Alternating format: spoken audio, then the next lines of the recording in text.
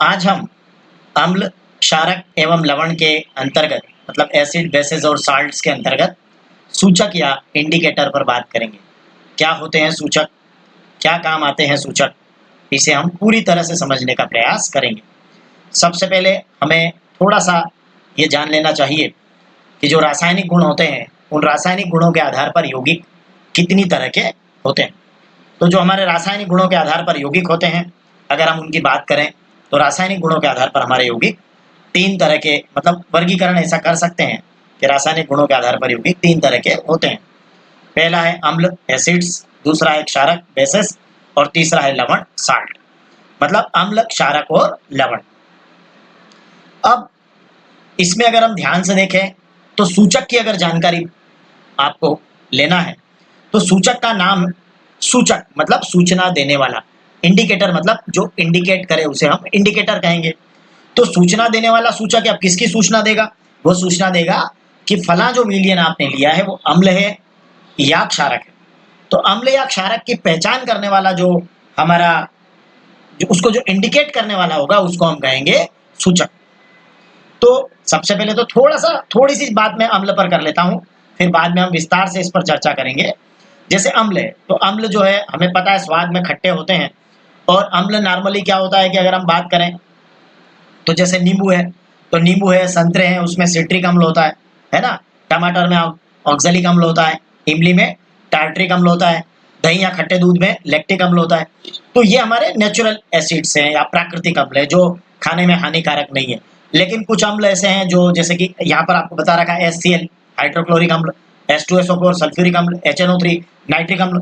अब ये क्या है, ये जो अम्ल होते हैं ये मिनरल एसिड्स कहलाते हैं, तो ये हानिकारक होते हैं। इवन इनका डाइल्यूट भी अगर आप इनको ले लें तब भी ये हानिकारक होते हैं। तो चलिए ओके, अब अम्ल के बारे में हमने थोड़ा ही जान लिया कि अम्ल स्वाद में खट्टे होते हैं। और इस तरीके से हमने कई तरह के अम्लों के बारे में बात की। अब इनकी जांच करना होगी तो क्या काम आएगा, जांच करने के लिए कौन काम आएगा? सूचक काम आएगा। ओके, अब आते हैं हम बेसिस या क्षारक के ऊपर। क्षारक में नॉर्मली जैसे सोप है, साबुन वगैरह, जितना भी आपने सोडा, साबुन, ये आपने सब देखा होगा, या आपने एंटासिड वगैरह सब देखे होंगे, है ना। जब एसिडिटी बढ़ जाती है तो एंटासिड लेते हैं। तो ये सब आपके क्या है, क्षारक की श्रेणी में आते हैं, है ना। मैग्नीशियम के हाइड्रोक्साइड है, सोडियम के हाइड्रोक्साइड, पोटेशियम का हाइड्रोक्साइड, ये सब क्षारक की श्रेणी में आते हैं। तो ये सोडियम हाइड्रोक्साइड, पोटेशियम हाइड्रोक्साइड, है ना। सिंपली अगर हम साबुन वगैरह ले लें ये भी आपके क्षारक हैं और स्वाद में कैसे हैं, ये आपके कड़वे हैं। ओके, अब अभी हम लवण की बात नहीं करेंगे। अब हम बात ये करने जा रहे हैं कि फिर इंडिकेटर क्या होते हैं या सूचक क्या होते हैं। अरे भाई, जो इंडिकेट कर दे कि कौन सा अम्ल है और कौन सा क्षारक है, अगर वो बता दे, अगर वो इंडिकेट कर दे, अगर वो सूचना दे दे तो हम कहेंगे उसको सूचक या इंडिकेटर है। मतलब सूचक या इंडिकेटर क्या काम आते हैं? सूचक या इंडिकेटर क्या करते हैं? अम्ल या क्षारक की पहचान करने के काम में आते हैं। ये एक्चुअली एक प्रकार का डाई होता है, मतलब एक प्रकार का रंजक होता है, जिसको अगर अम्ल और क्षार में रख दें तो ये अपना कलर चेंज कर रहा है। उससे पता चल जाता है कि ये फला जो विलयन आपने लिया था ये अम्ल था या क्षारक था। क्या समझे कि सूचक जो है एक प्रकार का क्या है, डाई है या रंजक है ना, जैसे हल्दी होती, लाइक दैट। तो ये क्या करता है कि इसको अम्ल या क्षारक में रखेंगे तो ये सूचक क्या करता है, अपना कलर बदलता है। तो उससे हमें पता चलता है कि ये आपका क्या है, जो फला विलयन हमने लिया है ये अम्ल है या क्षारक है। तो वो इंडिकेट कर देगा, वो सूचना दे देगा, उसको हम कहेंगे सूचक। ओके, चलिए अब सूचक के बारे में देखते हैं कि सूचक कौन कौन से होते हैं। तो सूचक एक्चुअली क्या है कि दो तरह के सूचकों पर हम बात करेंगे, दो तरह के इंडिकेटर हमारे होते हैं। एक तो नेचुरल होते हैं जो हमें प्रकृति ने प्रदान कर दिए, एक संश्लेषित है, सिंथेटिक है, जो हमने बना लिए। तो दो तरह के सूचक हैं जिससे हम अम्ल और क्षारक की पहचान कर सकते हैं। दो तरह के इंडिकेटर है, ठीक है। इंडिकेटर की सिंपल डेफिनेशन दे दी कि जो अम्ल और क्षारक की पहचान करा दे वो इंडिकेटर या सूचक है। और ये डाई होते हैं और ये अम्ल या क्षार में अपना कलर क्या करते हैं, चेंज करते हैं। अब दो तरह के सूचक, एक नेचुरल है और एक सिंथेटिक है, मतलब एक प्राकृतिक है और एक संश्लेषित है। तो सबसे पहले हम प्राकृतिक सूचक की बात करते हैं कि प्राकृतिक सूचक पर चर्चा करेंगे, इसलिए अभी हम संश्लेषित पर आगे बात करेंगे। ओके, चलिए अभी सिर्फ प्राकृतिक की बात करेंगे। तो प्राकृतिक सूचक के अंदर क्या है, जैसे पहला आपका प्राकृतिक सूचक आप ले सकते हैं, आपको बहुत छोटी कक्षाओं से आपको पता है वो कि लिटमस पेपर के बारे में, या लिटमस विलियन हमारा एक नेचुरल इंडिकेटर या प्राकृतिक सूचक है, लिटमस पेपर। ओके, आपने देखा है सबने लिटमस पेपर, है ना। अब आप कहेंगे कि हमने तो लाल और नीले लिटमस को देखा है, आप कह रहे हैं कि उसका रंग बैंगनी या पर्पल होता है, तो ये तो बड़ी मजेदार बात बताएगी। देखिए एक्चुअल जो लिटमस का कलर होता है वो बैंगनी होता है, पर्पल होता है। फिर बाद में हम उसको क्या करते हैं, बाद एक्चुअली कहाँ से आता है ये लिचेन पौधे से आता है, जो थेलोपाइटा समूह का है लिचेन पौधा, वहां से ये आपको लिटमस मिलता है। तो ये तो प्रकृति से मिला, इसलिए प्राकृतिक है ना। अब इसका रंग कैसा है, पर्पल है ना। अब इसको क्या करते हैं कि लाल और नीले रंग में हम कन्वर्ट करके तैयार कर लेते हैं, तो ये हमारा लाल लिटमस और नीला लिटमस तैयार हो जाता है। एक्चुअली क्या है, ये लीचेन पौधे से प्राप्त किए गए हैं लाल और नीले लिटमस। अब क्या होता है, अगर अम्ल हुआ तो क्या करेगा, जैसे आपका अगर मान लीजिए नींबू हुआ, तो नींबू का अगर आपने विलियन लिया और लाल लिटमस को उसमें डुबाया, है ना, तो क्या होगा, कुछ नहीं होगा, है ना।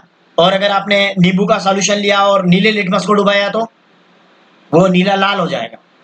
मतलब क्या हुआ कि अम्ल नीले को क्या कर देता है, लाल कर देता है। और उसी समय अगर आपने साबुन का विलियन लिया और अगर आपने नीले को डुबाया तो कुछ नहीं होगा, लेकिन अगर आपने लाल को डुबाया तो वो नीला कर देगा, है ना। तो अम्ल जो है वो नीले को लाल करता है, नीले लिटमस पेपर को लाल कर देता है, और क्षारक जो होता है वो लाल लिटमस पेपर को नीला करता है। तो ये हमें, ये देखिए, ये आपका एक, ये हमने लिया, चलिए ये आपका नीला लिटमस पेपर है और ये आपका लाल लिटमस पेपर है, ठीक है। अब हमने क्या सीखा कि जो हमने सीखा कि अम्लीय विलयन जो है वो नीले लिटमस को लाल कर देगा। याद रखने के अनिल मैंने बताया था, आप अनिल याद कर लीजिए, अम्ल नीला लाल, और क्षारकीय विलयन लाल को नीला कर देगा। तो अगर आपने अम्लीय विलयन लिया है तो नीले को लाल कर देगा, और अगर आपने क्षारकीय विलयन लिया है तो वो लाल को नीला कर देगा। अम्ल नीले को लाल अनिल, और क्षारकीय विलयन लाल को नीला, इसका उल्टा कर लीजिए। लेकिन अगर आप यहां अगर आप क्या करते हैं, अगर ऐसा करने जाते हैं कि अम्लीय विलयन में लाल को डुबाएंगे तो लाल ही रहेगा, क्षारकीय में आपने नीले को डुबाया तो नीला ही रहेगा। चेंजेस क्या होंगे, अम्ल नीले को लाल करेगा और क्षारक लाल को नीला करेगा। तो ये हमारा नेचुरल इंडिकेटर हो गया। कौन हो गया ये, लिटमस पेपर हो गया या लिटमस का विलियन हो गया, जो कि हमारा क्या है, लीचेन के पौधे से हम प्राप्त करते हैं, इसलिए हम इसको बोलते हैं ये नेचुरल इंडिकेटर है या प्राकृतिक सूचक है। आगे बढ़ेंगे, चलिए और आगे चलते हैं। अभी हमारे नेचुरल इंडिकेटर पे और थोड़ी सी हमें बातचीत बाकी है, तो उसको हम लेते हैं। जैसे हल्दी, अब हल्दी भी क्या है, एक नेचुरल इंडिकेटर है, पीले रंग का होता है हल्दी। तो हम सब जानते हैं, हमारे घरों में रसोई के अंदर हल्दी है ना। आपको ये भी पता है कि जब आप कोई जैसे कढ़ी वगैरह खाते हैं जिसमें ज़्यादा हल्दी मिली होती है, ऐसा कुछ खाना खाते हैं, और वो अगर आपके सफ़ेद कपड़ों के ऊपर गिर जाए तो उसका हल्दी का वो कलर जो है उसके ऊपर रह जाता है पीला। और बाद में क्या होता है कि जब आप उस पर साबुन लगाते हैं तो वो क्या होने लग जाता है, साबुन लगाने पर वो क्या होने लगता है, उसका कलर पीला रहता है, क्या फिर चेंज हो जाता है ना। तो वो इंडिकेट कर दिया ना उसने, हल्दी ने, कि देखिए वो क्षारक के साथ कलर चेंज किया उसने साबुन के साथ, है ना। तो ये आप जैसे मान लीजिए, जैसे देखिए ये आपका हल्दी है ना। अब देखिए, अब इसमें बात करते हैं हम कि साबुन के विलियन में, मतलब क्षारक के साथ में क्या होता है, वो रेड ब्राउन कलर देता है। कैसे देता है, जैसे सपोज मान लीजिए ये आपका सफेद कपड़ा है और इस सफेद कपड़े के ऊपर आपने ये हल्दी का दाग लगा हुआ है। अब आप इस पर साबुन लगाइए, तो साबुन लगाने पर ये कैसा हो जाएगा, ये दाग रेड ब्राउन हो जाएगा। अब ठीक है, अगर आपने बहुत ज़्यादा पानी से उसको धोया तो वो वापस पीला हो जाएगा, क्योंकि तब वो साबुन का असर उस पर से खत्म हो जाएगा। तो ठीक है, अब आप समझे, तो इसका मतलब ये साबुन मतलब क्षारक। तो क्षारक के साथ क्या क्या किया इसने, क्षारक के साथ कलर चेंज कर दिया, अम्ल के साथ नहीं करता, क्षारक के साथ कर दिया। तो हल्दी आपका क्या हो गया, एक इंडिकेटर हो गया ना, हल्दी क्या हो गया, एक सूचक हो गया। इसी प्रकार के बहुत सारे नेचुरल सूचक है, प्राकृतिक सूचक है। लाल पत्ता गोभी भी एक प्राकृतिक सूचक है ना, रेड कैबेज, हाइड्रेंजिया, पेट्रानिया, जेरानियम, ये सारे क्या हैं, हमारे प्राकृतिक सूचक हैं। मतलब ये प्रकृति में उपलब्ध है, हमको इनको बनाने या तैयार करने की जरूरत नहीं है। आगे बढ़े, अब हमारे पास में अब जो है, अब प्राकृतिक की बात हो गई तो अब संश्लेषित की बात करेंगे, ठीक है, प्राकृतिक की नहीं करेंगे, ठीक है। तो चलिए, अभी हमने प्राकृतिक और संश्लेषित हुआ, तो प्राकृतिक को हटा देते हैं, अभी प्राकृतिक की बात हमारी पूरी हो गई है ना, उसमें हमने लिटमस पेपर वगैरह सब ले लिया, हल्दी वगैरह सब हो गया। तो अब हम बात किसकी करेंगे, हम संश्लेषित की करेंगे, सिंथेटिक। तो संश्लेषित सूचक के अंदर आप ध्यान रखना कि हमारे दो बहुत महत्वपूर्ण सूचक हैं, एक तो है मिथाइल ऑरेंज और दूसरा फिनाफ्थेलिन। अब मिथाइल ऑरेंज क्या होता है, मिथाइल ऑरेंज एक संश्लेषित सूचक है। ये क्या करेगा, ये ऑरेंज कलर का होता है, इसलिए इसको बोलते हैं मिथाइल ऑरेंज, है ना। कौन से कलर का होता है ये, ऑरेंज कलर, ठीक है। कलर कौन सा हो गया इसका, ऑरेंज, ठीक है। अब क्या करते हैं, लाइक दैट, ओके, ये आपका मिथाइल ऑरेंज हो गया, ठीक है। अब ये थोड़ा सा और डिफरेंट, हल्का फीका कलर भी इसका रहता है। अब इसको क्या कर रहे हैं आप, इसको आपने क्या किया, देखिए अब ये दो कलर कैसे देता है, ध्यान से देखना।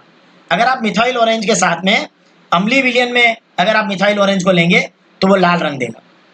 मतलब जैसे आप अम्लीय माध्यम में ले अगर जाएं, है ना, जैसे HCl आपका या आप ले लें नींबू वगैरह कुछ ले लेंगे, या H2SO4 ले लेंगे, तो ये अम्लीय विलयन में कैसा रंग देगा, ये लाल रंग देगा, है ना। और क्षारकीय विलयन में NaOH ले लिया आपने, तो क्षारकीय विलयन में ये पीला रंग देगा। तो इससे भी पहचान हो जाएगी मिथाइल ऑरेंज से भी, है ना, कि ऑरेंज कलर जो है, अगर ये ऑरेंज कलर रेड हो जाए तो हम कहेंगे अम्लीय विलयन है, अगर ये ऑरेंज कलर पीला हो जाए तो हम कहेंगे क्षारकीय विलयन है। तो ये हो गया हमारा मिथाइल ऑरेंज। और दूसरा हमारा है फिनाफ्थलीन। फिनाफ्थलीन में भी आप याद रखना कि फिनाफ्थलीन का एक्चुअली कलरलेस होता है, उसमें कलर नहीं होता फिनाफ्थलीन में। फिनाफ्थलीन मतलब जस्ट लाइक पानी जैसा आपको दिखेगा, तो कलर नहीं है उसमें, कलरलेस है, ओके, रंगहीन है। और खास बात क्या है कि अम्लीय विलयन में भी वो रंगहीन ही रहता है ना। मतलब अगर आप अगर उसको अम्ल के साथ में अगर आप रिएक्शन कराने की कोशिश कर रहे हैं तो कलर चेंज नहीं होगा, है ना। तो अम्लीय में रंगहीन हो गया और क्षारकीय में वो गुलाबी रंग दे देता है। तो फिर क्या होगा, जब उसने क्षारकीय में इस तरीके से गुलाबी रंग दे दिया तो हम कहेंगे कि ये आपका क्या हो गया, ये क्षारक है ना। मतलब फिनाफ्थलीन अगर क्षारकीय विलयन में गुलाबी रंग दे दे, या फिनाफ्थलीन किसी विलयन में अगर गुलाबी रंग दे दे तो हम कहेंगे क्षारक है। और फिनाफ्थलीन किसी विलयन में अगर रंग नहीं दे रहा है तो हम कह रहे हैं वो अम्ल है। ठीक है, तो अम्ल क्षारक की पहचान एक्चुअली दोनों पास पास पड़े हो, पहचान करना हो तो फिनाफ्थलीन से कर सकते हैं। दोनों पास पास पड़े और अगर आपको मिथाइल ऑरेंज से पहचान करना है तो कर लेना, है ना। मिथाइल ऑरेंज के साथ अगर आप रिएक्शन देंगे, है ना, तो अम्ल लाल हो जाएगा अम्लीय विलयन, और क्षारकीय विलयन पीला रंग देगा। तो इससे भी पता चल जाएगा आपको, है ना। तो ये हमारे कौन से सूचक हो गए, संश्लेषित सूचक हो गए। और देखिए अब आगे बढ़े, नेक्स्ट हमारा जो है वो है गंधीय सूचक। या अब गंधीय सूचक में क्या होता है, गंधीय सूचक मतलब जिनमें गंध होती है, स्मेल होती है। अगर स्मेल चेंज हुई, है ना, तो हम कहेंगे कि हाँ ठीक है, अम्ल क्षार में स्मेल चेंज हो जाती है, ऐसे गंधीय सूचक है हमारे पास। जैसे एक हमारा है अम्ल क्षार में स्मेल चेंज होती है, ऐसा हमारा है प्याज है, वेनिला है। प्याज तो आप सब जानते हैं, प्याज की एक विशेष गंध होती है ना। और अगर हम क्षारकीय विलयन के साथ में उस प्याज को लेंगे, है ना, कई कपड़ों पे अगर मान लीजिए प्याज वगैरह को कागज पर रगड़ लिया और क्षारकीय विलयन में अगर आपने उसको डुबाया तो फिर उसकी गंध आपको नहीं मालूम पड़ेगी, मतलब NaOH में उसको नहीं पहचान सकते, लेकिन HCl में आप उसकी गंध बनी रहेगी। अम्लीय विलयन में उसकी गंध क्या होती है, बनी रहती। तो इससे भी तो पता चल जाएगा अगर प्याज की गंध बनी, देखिए अम्ल और क्षार आपको दिए पहचान करने के लिए कि अम्लीय क्षारक है, ठीक है। तो ओके, ये क्षारक शब्द लिखा है तो यहाँ क्षारक, क्षार भी कोई बात नहीं अगर आप लिख दें तो। एक्चुअल क्या है कि क्षार क्षारक, अब वो क्षारक को अगर पानी में उसको आपने लिया हुआ है तो आपका ये एक ही बात हो जाएगी, ठीक है ना। तो इसमें कोई डिफरेंस वाली बात नहीं। चलिए ओके, तो अम्लीय विलयन में जैसे HCl में प्याज की गंध बनी रहती है, ओके। और मतलब अगर प्याज की गंध बनी हुई रहे, अगर आपने अम्लीय क्षारक लिया और अगर प्याज की गंध बनी हुई है तो आप कहेंगे अम्ल है, और नहीं अगर वो चली गई है तो आप कहेंगे कि वो क्षार है, ठीक है ना। ये भी पहचान का एक तरीका है। ऐसा ही आप वेनिला का भी बिल्कुल वैसा ही है जैसा का जैसा प्याज का है। मतलब वेनिला की जो मधुर गंध होती है, प्याज की एक स्पेशल गंध है, वेनिला की गंध क्या होती है, मधुर होती है। तो उसमें भी वो का वही है कि वो क्षारकीय विलयन में आप उसको पहचान नहीं पाएंगे, लेकिन अम्लीय विलयन में वो आप उस वेनिला की गंध को पहचान पाएंगे। यहाँ प्याज की बजाय आप वेनिला लिख दीजिएगा कि वेनिला की गंध बनी रहती है ना। तो मतलब प्याज और वेनिला दोनों की गंध बनी रहती है अम्लीय विलयन में, और क्षारकीय विलयन में दोनों की गंध आप पहचान नहीं पाएंगे। तो मेरे ख्याल से आपको ये गंधीय सूचक बहुत अच्छे से समझ में आया।